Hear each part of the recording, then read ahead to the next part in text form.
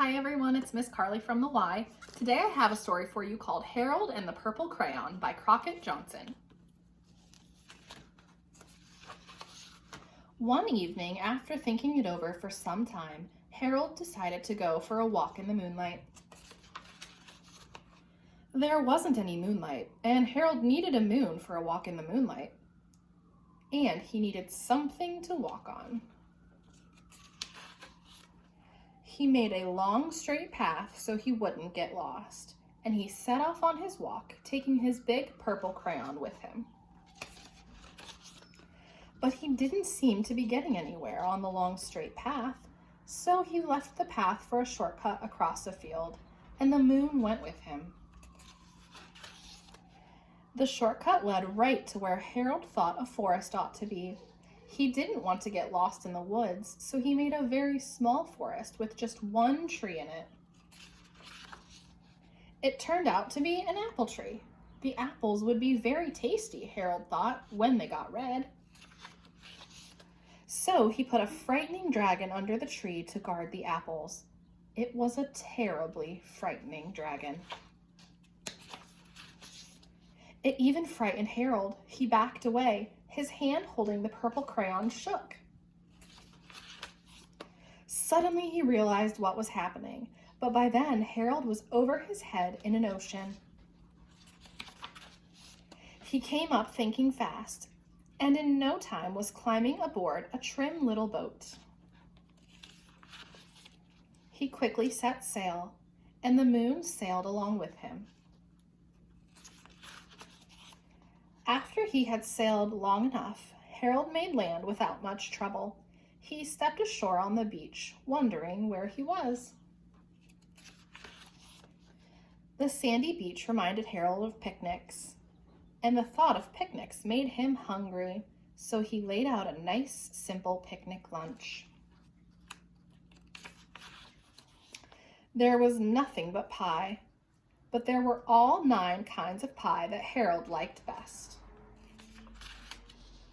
When Harold finished his picnic, there was quite a lot left. He hated to see so much delicious pie go to waste. So Harold left a very hungry moose and a deserving porcupine to finish it up. And off he went, looking for a hill to climb to see where he was. Harold knew that the higher up he went, the farther he could see, so he decided to make the hill into a mountain. If he went high enough, he thought, he could see the window of his bedroom.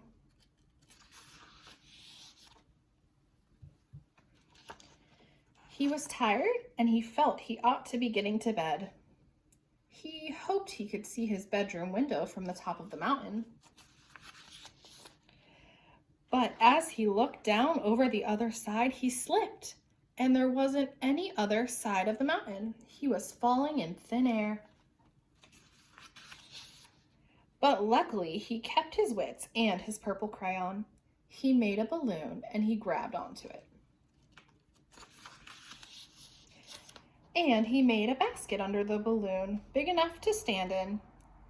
He had a fine view from the balloon, but he couldn't see his window. He couldn't even see a house.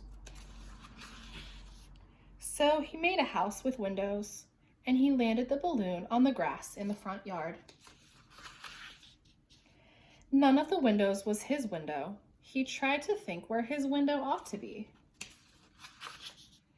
He made some more windows. He made a big building full of windows. He made lots of buildings full of windows. He made a whole city full of windows.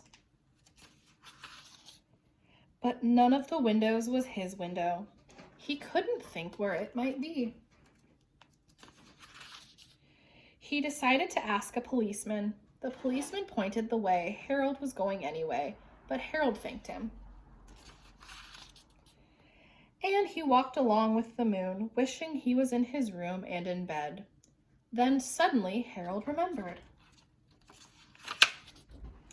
He remembered where his bedroom window was when there was a moon. It was always right around the moon. And then Harold made his bed. He got in it and he drew up the covers. The purple crayon dropped to the floor, and Harold dropped off to sleep. The end. All right, guys, I hope to see you soon. Bye.